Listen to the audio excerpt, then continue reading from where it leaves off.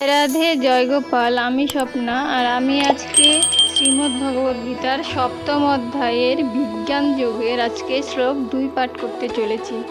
আজকের শ্লোক হলো জ্ঞানম তেহম সবিজ্ঞানমিদম ব্রহ্মম্য শেষত যোজজ্ঞতা নেহ ভূয়ন্য যোগাত্ত বশিষ্যতে।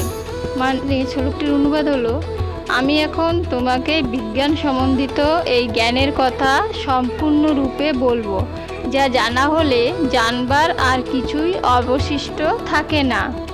অনুবাদটির তাৎপর্য হলো, পূর্ণ জ্ঞান বলতে প্রপঞ্চময় জগৎ, তার পশ্চাৎবর্তী চেতনা এবং উভয়ের উৎস সম্পর্কিত জ্ঞানকে বোঝায়।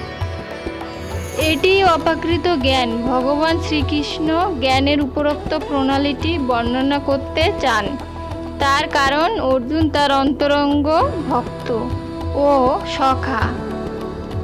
চতুর্থ অধ্যায়ের প্রথমে ভগবান সেই কথা ব্যাখ্যা করেছেন এবং এখানেও আবার তিনি তা প্রতিপূর্ণ করেছেন। ভগবানের ভক্তই কেবল গুরু পরম্পরায় ধারায় সাক্ষাৎ ভগবানের কাছ থেকে পরম তত্ত্বজ্ঞান লাভ করতে পারেন। তাই যথার্থ বুদ্ধিমত্তা সহকারে সমস্ত জ্ঞানের উৎসকে জানবার প্রয়াসী হতে হয়।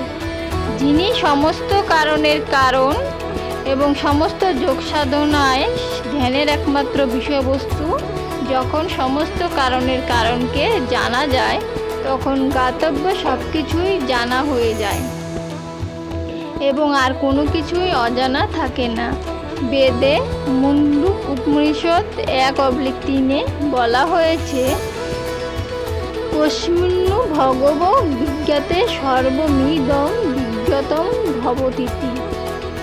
আজকে শ্রীমদ্ভগবদ্গীতার শ্লোক 2 এখানেই সমাপ্ত হলো। সকলে অবশ্যই শ্রবণ করবেন ভগবানের এত সুন্দর মধুর বাণী। আজকে এখানেই সমাপ্ত করছি। সকলে ভালো থাকবেন। ধন্যবাদ।